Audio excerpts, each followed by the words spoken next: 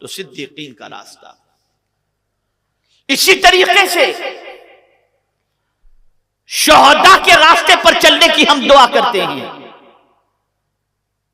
हर माह मुहर्रम में ताजदारे करबला की याद मनाते। मैं जरा कड़वी बात भी कहने का आदी हूं, थोड़ा सा हजम कर लीजिएगा। जैसे ही 10 मुहर्रम को इमाम हुसैन की शहादत का वाकया बयान किया जाता है, आंखों से आंसू जारी हो जाते हैं।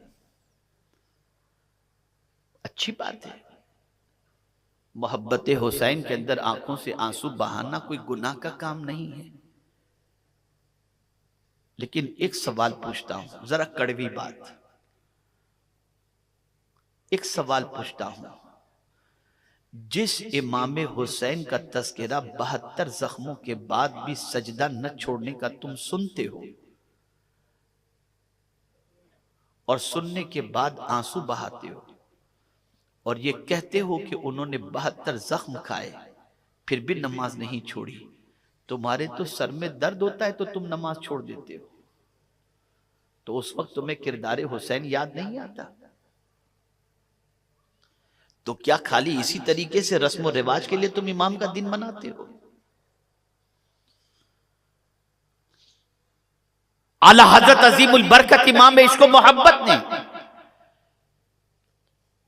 इसीलिए कहा है, तेरे गुलामों का नक्शे कदम है राह खुदा, इनके रास्ते पर चलो, इनके तरीके पर चलो। अगर इनके रास्ते और तरीके पर चलोगे तो बहकोगे नहीं, गुमराह नहीं होगे।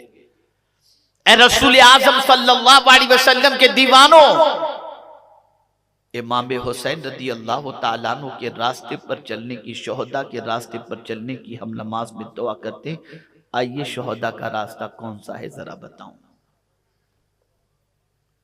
करबला का समा है,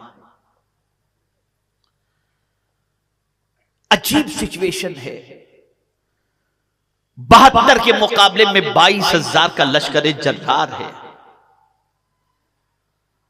लेकिन मेरे प्यारे आका सल्लल्लाहु ताला अलैहि वसल्लम के दीवानों, खेमे में इमाम हुसैन के साथ सौतेले भाई भी मौजूद हैं, बीवी भी मौजूद है, बच्ची भी मौजूद है, बच्चे भी मौजूद हैं, आवानो अंसार भी मौजूद हैं।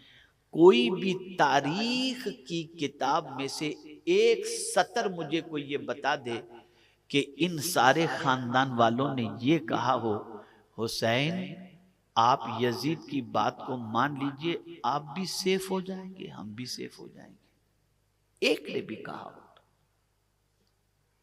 एक बीवी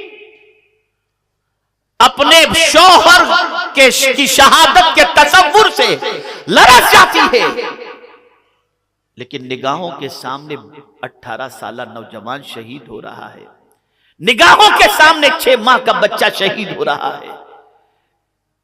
बीवी अपने शौहर से नहीं कहती कि यजीद के साथ कंप्रोमाइज कर लो वरना मेरा सुहाग उजड़ जाएगा, तो मैं अपनी जिंदगी कैसे गुजारूंगी। या अल्लाह, क्या वजह है कि इमाम की बीवी ने इमाम से ये नहीं कहा?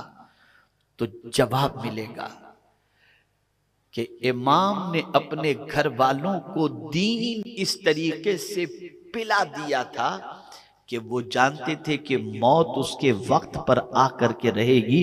सब इस दुनिया से जाने के लिए ही है, दीन हमेशा के लिए जिंदा रहने के लिए है। किसी ने रोका नहीं, किसी ने कंप्रोमाइज करने की बात नहीं की। और आज कोई चंद टके की ऑफर दे दे, अकीदा गया। रिक्शा दिला देंगे, सलातो सलाम की छुट्टी। क्या हो रहा है ये सब? नमाज में दुआ करते हो हमको सीधे रास्ते पर चला, रास्ता ही नहीं मालूम, खाना पीना खाली मालूम है बस।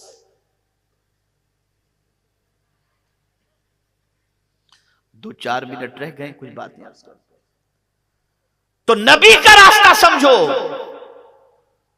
सिद्दीकीन का रास्ता समझो, शोहदा का रास्ता समझो। और सालिहीन। अब सवाल ये पैदा होता है कि कुरान में तो आ गया लक़द कान लकुम फी रसूलिल्लाहि उस्वतुन हसना, तो अब हुजूर ही तो काफी थे जब अल्लाह ने फरमा दिया कि सरकार सल्लल्लाहु अलैहि वसल्लम की जिंदगी में तुम्हारे लिए बेहतरीन नमूना है। फिर ये सिद्दीकीन के रास्ते पर, शोहदा के रास्ते पर, सालिहीन के रास्ते पर चलने की दुआ का क्या मतलब? बस नबी काफी?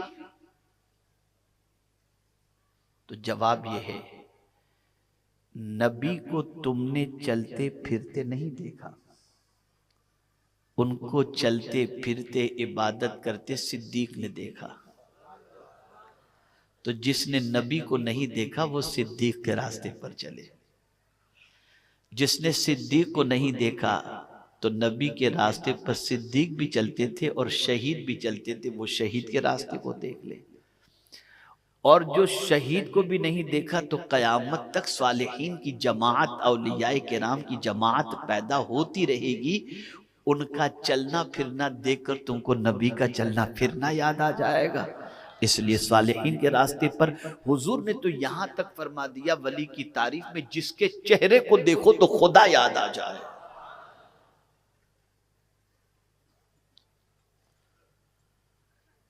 और इसीलिए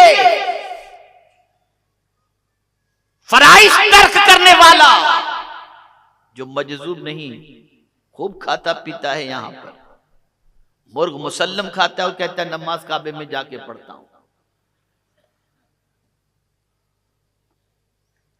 हमारी कौम के बड़े पहुंचे हुए बाबा, ला हौल वला कुव्वत, कहां पहुंचे और कहां ले जाएंगे नहीं मालूम। नमाज छोड़ रहे हैं।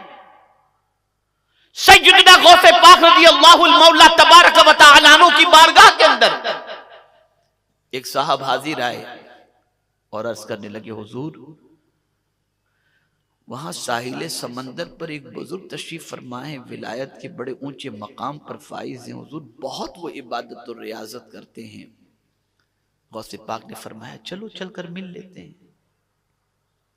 पहुंचे तो वहां से चले गए थे।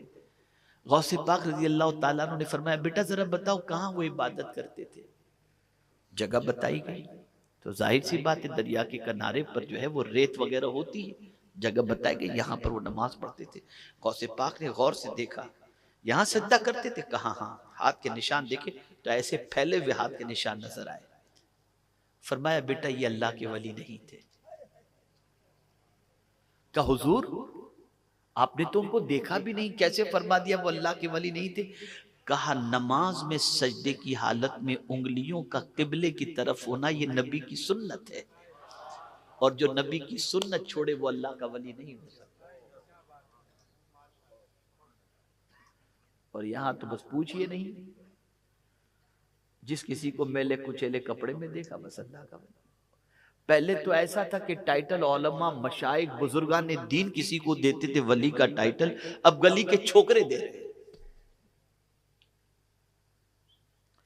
जिसे अलिब्बा तासा नहीं आता वो कहते बाबा बड़े पहुंचे हुए। ला हौल वला कुव्वत। हाँ होते हैं, मैं ये नहीं कहता कि हर मेले कुचेले कपड़े में रहने वाला जेब खाली करने वाला होता है। कुछ ऐसे भी होते हैं जो दिल आबाद करने वाले भी होते हैं ऐसे। लेकिन मैक्सिमम आज देखा जाए तो दो ही चीजें चल रही है, बाबागिरी और दादागिरी।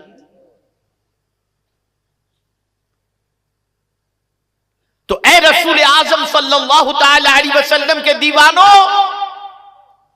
जब ये दुआ करते हो कि हमको सीधे रास्ते पर चला, तो फिर नबी का रास्ता ढूंढो, पढ़ो, तलाश करो और उस रास्ते पर चलो।